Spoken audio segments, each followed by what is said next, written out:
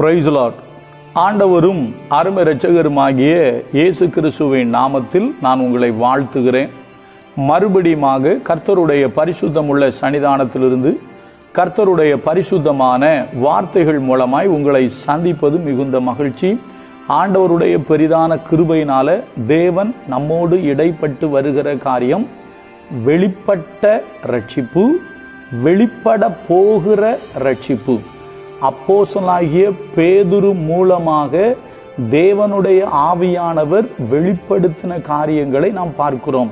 பேதுரு தன்னுடைய முதலாவது நிருபத்தில் வெளிப்பட்ட ரட்சிப்பை பற்றி பேசுகிறார். இரண்டாவது நிருபத்திலே வெளிப்பட போகிற இயேசு கிறிஸ்துவினுடைய வருகையைத்தான் அவர் வெளிப்பட போகிற ரட்சிப்பு என்று சொல்லுகிறார். தேவ பிள்ளைகளே, மறுபடியும் சொல்கிறேன், கடைசி காலத்தில் வெளிப்பட ஆயத்தமாக்கப்பட்டிருக்கிற ரட்சிப்புக்கு ஏதுவான என்று அவர் சொல்லுவார். கடைசி காலத்தில் வெளிப்பட ஆயத்தமாக்கப்பட்டிருக்கிற ரட்சிப்பு, அந்த ரட்சிப்பு இன்னும் வெளிப்படலை, இன்னும் நடக்கலை. ஆனால் முதலாவது ஆத்தும ரட்சிப்பு வெளிப்பட்டிருக்கிறது. அது இயேசு கிறிஸ்து மூலமாக வெளிப்படுத்தப்பட்டது. சரியா? நான் அதை கொஞ்சம் நேற்று சொன்னேன், இன்னைக்கு கொஞ்சம் உள்ள போய் சொல்றேன். கிறிஸ்தவர்களாய் இருக்கிற நீங்களும் நானும் பெற்றிருக்க வேண்டிய மிக முக்கியமான ஒரு அனுபவம் ரட்சிப்பு.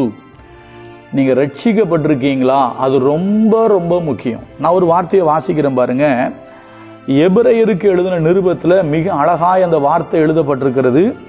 எபிரேயர் 2வது அதிகாரம் 4வது வசனம். ஏன்னா எபிரேயரை ஆரம்பிக்கும் போதே என்ன சொல்லி தெரியுமா ஆரம்பிக்குது? ரட்சிப்பை சொல்லி தான் ஆரம்பிக்குது. நீங்க 1 அதிகாரம் முழுசும் நீங்க படிச்சீங்கன்னா பழைய ஏற்பாட்டில் இருக்கிற சில வசனங்கள் இயேசு கிறிஸ்து பூமியில் வெளிப்படுவதற்கு ஏதுவான கிறிஸ்துவை பற்றின தீர்க்க தரிசன வார்த்தைகள் 1வது அதிகாரம் முழுசும் இருக்கும். 2வது அதிகாரம் ஆரம்பிக்கும் பொழுதே மிக அழகாக ஆரம்பிக்குது. அதுல 4ஆம் வசனம் சொல்லுது. அதுவும் இன்னும் சொல்ல போனா 3-4 படிக்கேன். முதலாவது கர்த்தர் மூலமாய் அறிவிக்கப்பட்டு, எப்படி? முதலாவது கர்த்தர் மூலமாய் அறிவிக்கப்பட்டு பின்பு அவரிடத்தில் கேட்டவர்களாலே நமக்கு உறுதியாக்கப்பட்டதும். அப்ப எது கீழே படிக்கிறேன், மறுபடியும் சொல்றேன். எப்படி? முதலாவது கர்த்தர் மூலமாய் அறிவிக்கப்பட்டு பின்பு அவரிடத்தில் கேட்டவர்களாலே நமக்கு உறுதியாக்கப்பட்டதும் அடையாளங்களினாலும் அற்புதங்களினாலும் பலவிதமான பலத்த செய்கைகளினாலும் தம்முடைய சித்தத்தின்படி பகிர்ந்து கொடுத்த பரிசுத்த ஆவியின் வரங்களினாலும் தேவன் தாமே சாட்சி கொடுத்ததுமாயிருக்கிற இவ்வளவு பெரிதான ரட்சிப்பை குறித்து நாம் கவலை அற்றிருப்போமானால் தண்டனைக்கு எப்படி தப்பித்து கொள்ளுவோம்? பயங்கரமான வார்த்தை. எப்படி சொல்லப்பட்டிருக்கு? முதலாவது கர்த்தர் மூலமாய் அறிவிக்கப்பட்டது. அப்போ கர்த்தர் மூலமா அறிவிக்கப்பட்டது இந்த ஆத்தும ரட்சிப்பு. அப்போ கர்த்தர் மூலமாய் அறிவிக்கப்பட்ட பிரசங்கிக்கப்பட்ட அந்த ரட்சிப்பை நீங்க பெற்றிருக்கீங்களா? அதான் வசனம் தெளிவா சொல்லுது. முதலாவது கர்த்தர் மூலமாய் அறிவிக்கப்பட்டது, பின்பு அவரிடத்தில் கேட்டவர்களாலே நமக்கு அறிவிக்கப்பட்டதும், அடுத்தது அடையாளங்களினாலும் அற்புதங்களினாலும், சரியா, தம்முடைய தேவனுடைய பலவிதமான பலத்த செய்கைகளினாலும் தம்முடைய சித்தத்தின்படி பகிர்ந்து கொடுத்த பரிசுத்த ஆவியின் வரங்களினாலும் தேவன் தாமே சாட்சி கொடுத்த இவ்வளவு பெரிதான ரட்சிப்புன்னு வேதம் சொல்லுது. இதை குறித்து நம்ம கவலைப்படுறோமா? கொஞ்சம் யோசிங்க. எதற்கெல்லாமோ ஆண்டவர்கிட்ட நிறைய ஜெபம் பண்றோம். ஆண்டவர் எனக்கு அதை செய்யுங்க, எனக்கு இதை செய்யுங்க, எனக்கு அது வேணும், இது வேணும், அது எல்லாம் கேட்கலாங்க. ஆனா அதை விட மிக முக்கியம் என்ன தெரியுமா? ரட்சிக்கப்பட்டிருக்கீங்களா? உங்க ஆத்மா ரட்சிக்கப்பட்ட நிச்சயம் உங்களுக்கு இருக்கா? ஏன்னா சுவிசேஷம் அறிவிக்கப்பட்டதே ரட்சிக்கப்படுவதற்காகத்தான் அறிவிக்கப்பட்டது. வசனம் விதைக்கப்படுவதே மனிதன் ரட்சிக்கப்படுவதற்காகத்தான் வசனம் விதைக்கப்படுகிறது.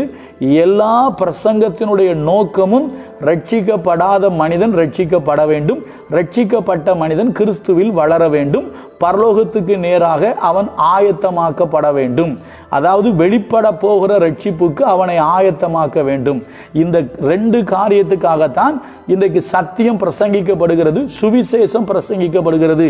ஏன்னா சுவிசேஷனுடைய நோக்கம் என்ன? மறுபடியும் சொல்றேன், கர்த்தரால் அறிவிக்கப்பட்டுச்சான். முதலாவது யார் மூலம்? முதலாவது கர்த்தர் மூலமாய் அறிவிக்கப்பட்டது, அப்புறம் சீஷர்கள் மூலமாய் அறிவிக்கப்பட்டது. அப்படி இன்னைக்கு அறிவிக்கப்பட்டு கொண்டே வருகிறது. இதனுடைய நோக்கம் என்ன?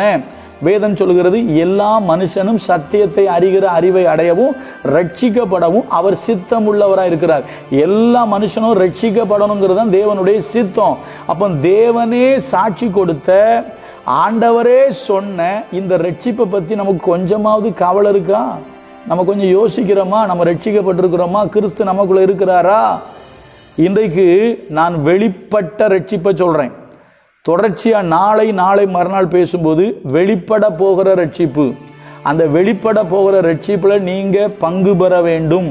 வெளிப்பட போகிற ரட்சிப்பை நீங்கள் சுதந்திரிக்க வேண்டும். அதை குறித்து பார்க்கலாம். இப்போ பாருங்க, சுவிசேஷ வசனம் அறிவிக்கப்பட்டது எதற்காக? பவுல் சொல்ற வார்த்தைகள் சில வார்த்தையை படிக்கிறேன் பாருங்களா. முதலாவது பாருங்க, சுவிசேஷம் அறிவிக்க போனாங்கல்ல அப்போஸ்தலர்கள், அவங்க சுவிசேஷம் அறிவிக்கும் போது என்ன தெரியுமா சொல்றாங்க? நான் படிக்கிறேன் பாருங்க. அப்போஸ்தலர் 13வது அதிகாரத்துல 26ஆம் வசனம் சொல்லுது, சகோதரரே, ஆபிரகாமின் சந்ததியில் பிறந்தவர்களே, தேவனுக்கு பயந்து நடக்கிறவர்களே, இந்த ரட்சிப்பின் வசனம் உங்களுக்கு அனுப்பப்பட்டிருக்கிறது.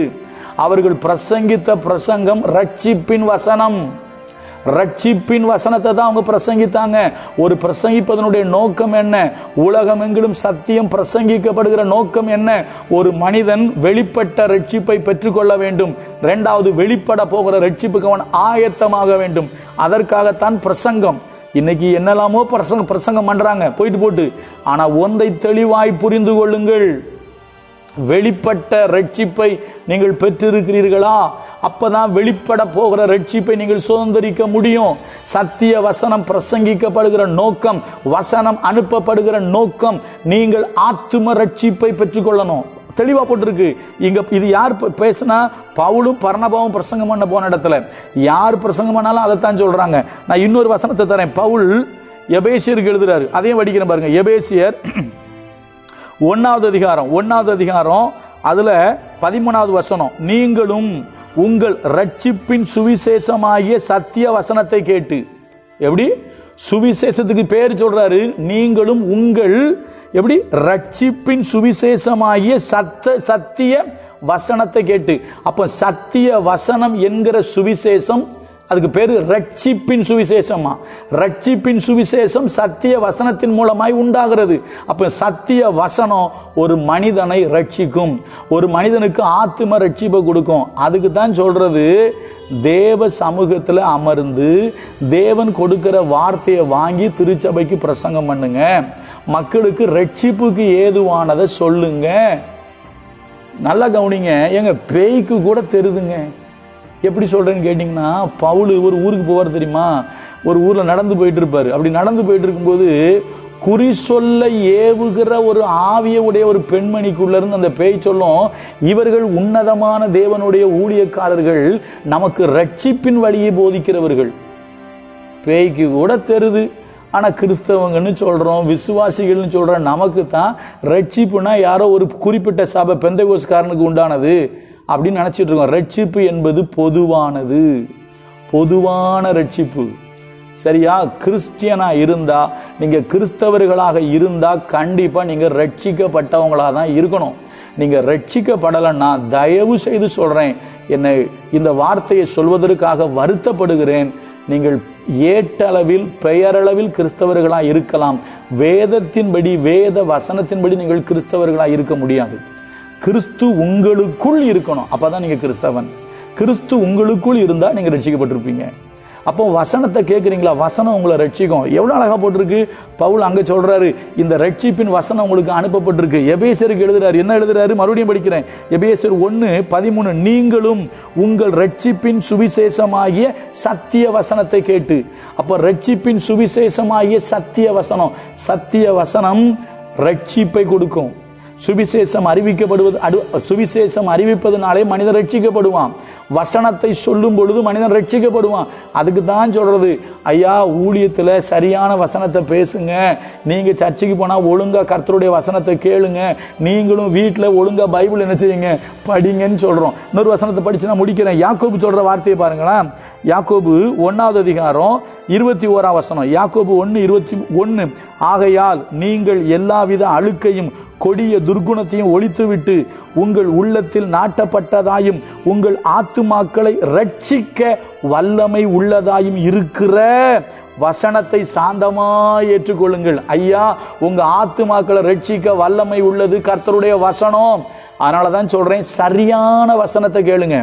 சும்மா எப்ப பார்த்தாலும் ஆறுதலா பேசுறது, வாக்குத்தத்தமா பேசுறது அப்படி கேட்கணும்னு நினைக்காதீங்க. உங்க ஆத்துமாக்களை ரட்சிக்கிற சரியான சத்திய வசனத்தை கேளுங்க. தேவனால் அருளப்பட்ட வசனங்களை கேளுங்க. அப்படி கேட்டீங்கன்னா உங்க ஆத்துமா ரட்சிக்கப்படும். நீங்க வெளிப்பட்ட ரட்சிப்பை பெற்றுக்கொண்டு கொள்வீங்க. வெளிப்பட போகிற ரட்சிப்புக்கு நீங்க தயாராயிருவீங்க.